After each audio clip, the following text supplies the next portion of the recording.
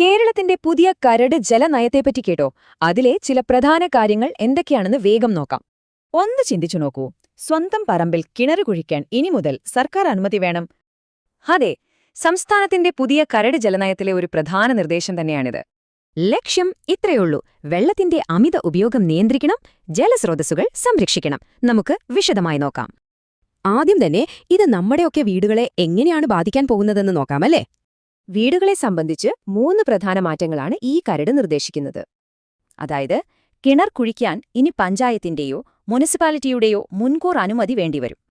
അടുത്തത് ഇതിലും കടുപ്പമാണ്. ഓരോ വീട്ടിലും ഇനി മുതൽ 2 വാട്ടർ ടാങ്കുകൾ നിർബന്ധമാക്കും.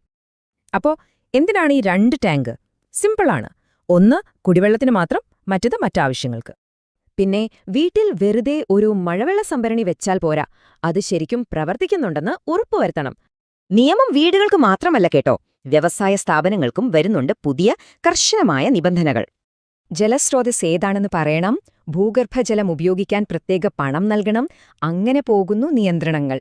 പക്ഷെ ഇതൊക്കെ കേട്ട് പേടിക്കാൻ വരട്ടെ, വളരെ പ്രധാനപ്പെട്ട ഒരു കാര്യമുണ്ട്. ഇതൊരു കരട് നയം മാത്രമാണ്. അതായത് ഇത് അവസാനത്തെ നിയമമല്ല, ഒരു നിർദ്ദേശം മാത്രം. അതുകൊണ്ട് പൊതുജനങ്ങൾക്ക് ഇതിൽ അഭിപ്രായം പറയാം, അതിനനുസരിച്ച് ഈ നയത്തിൽ മാറ്റങ്ങൾ വന്നേക്കാം. അപ്പോ ശരിക്കും നമ്മുടെ ജല ഉപയോഗത്തിന് ഇത്രയധികം നിയന്ത്രണങ്ങൾ ആവശ്യമുണ്ടോ? നിങ്ങൾക്കെന്താ തോന്നുന്നേ?